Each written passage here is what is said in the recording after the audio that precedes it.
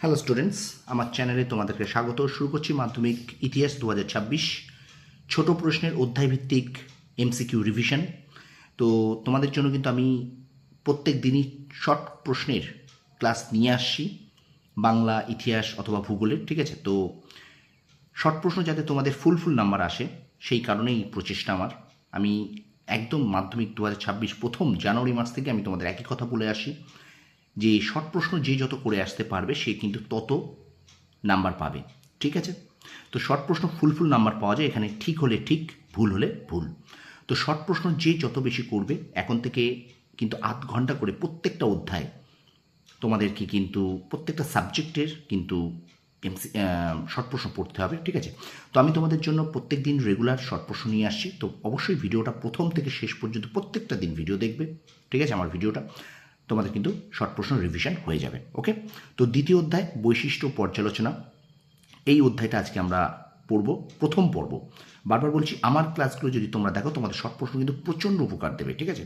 মাত্র আমার ভিডিও বড় জোর 6 থেকে 7 মিনিট, বড় জোর 10 মিনিট হয়, তার বেশি হয় না। মাত্র প্রত্যেক দিন আমার সঙ্গে যদি তোমরা এই 10টা মিনিট দিতে পারো, 7-8টা মিনিট দিতে পারো, তাহলে তুমি অনেক শর্ট প্রশ্ন কিন্তু জানতে পারবে। ঠিক আছে? তো চলো, দ্বিতীয় অধ্যায় আমরা আজকে পড়ব, বৈশিষ্ট্য ও পর্যালোচনা, প্রথম পর্ব, ছোট প্রশ্নের অধ্যায়ভিত্তিক এমসিকিউ রিভিশন, মাধ্যমিক 2026 ইতিহাস। ওকে? তো চলো শুরু করি ক্লাসটি। দেখো, বৈশিষ্ট্য সংস্কার ও বৈশিষ্ট্য পর্যালোচনা, দ্বিতীয় অধ্যায়। দেখো প্রথম প্রশ্ন কি বলছে। বামাবোধিনী পত্রিকার সম্পাদক ছিলেন উমেশচন্দ্র দত্ত। বামাবোধিনী পত্রিকার সম্পাদক ছিলেন উমেশচন্দ্র দত্ত। 2 নম্বর প্রশ্ন, গ্রাম বার্তা প্রকাশ হতো কুষ্টিয়া থেকে। 3 নম্বর প্রশ্ন, কলকাতা বিশ্ববিদ্যালয়ের প্রথম বিএ পরীক্ষা অনুষ্ঠিত হয় 1858 খ্রিস্টাব্দে। পরের প্রশ্ন, কলকাতা মেডিকেল কলেজের প্রথম অধ্যক্ষ ছিলেন M.J. ব্রামলি। পরের প্রশ্ন, হিন্দু কলেজ কবে কার উদ্যোগে প্রতিষ্ঠিত হয়? 1817 খ্রিস্টাব্দে ডেভিড হেয়ারের উদ্যোগে। ঠিক আছে? সালগুলো কিন্তু ভীষণ ইম্পর্টেন্ট। আচ্ছা, এবার চলো আমরা চলে যাচ্ছি পরের প্রশ্নে। দেখে নাও। দেখো, নীলদর্পণ নাটকটি ইংরেজিতে অনুবাদ করেন মাইকেল মধুসূদন দত্ত।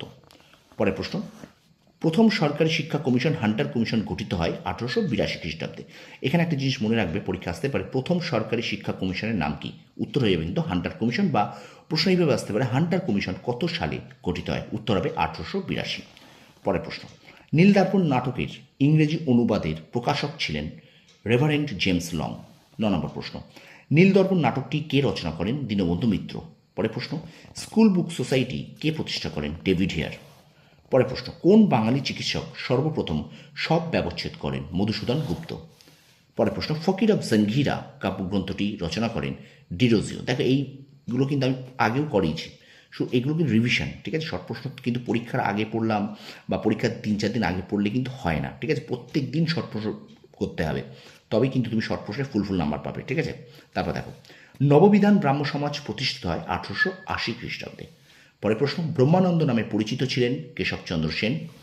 15 নম্বর প্রশ্ন, দেবেন্দ্রনাথ ঠাকুর ব্রাহ্ম সমাজে যোগ দেন 1843 খ্রিস্টাব্দে। 16 নম্বর প্রশ্ন, আধুনিক ভারতের জনক বলা হয় রাজা রামমোহন রায়কে। 17 নম্বর প্রশ্ন, বাংলার নবজাগরণ ছিল কলকাতা কেন্দ্রিক। আমরা এবার চলে যাচ্ছি 18 নম্বর প্রশ্নে। দেখো, ভারতের প্রথম বিশ্ববিদ্যালয় হলো কলকাতা বিশ্ববিদ্যালয়। 19 নম্বর প্রশ্ন, কলকাতা বিশ্ববিদ্যালয়ের প্রথম উপাচার্য ছিলেন উইলিয়াম কোলভিল।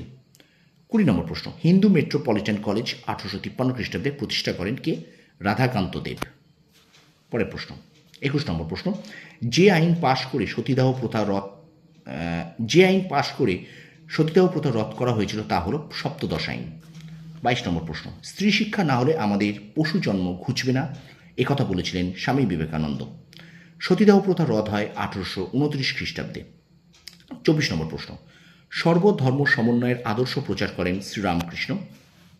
25 নম্বর প্রশ্ন, ব্রাহ্ম আন্দোলনের বিভাজন সৃষ্টি হওয়ার কারণ ছিল সবকটাই, কারণ তরুণ সদস্যদের সঙ্গে প্রাচীনপন্থীদের আদর্শগত মতানৈক্য, তরুণ সদস্যদের প্রগতিশীল ভাবনা, তরুণ সদস্যদের সামাজিক সংস্কারের প্রতি ঝোঁক।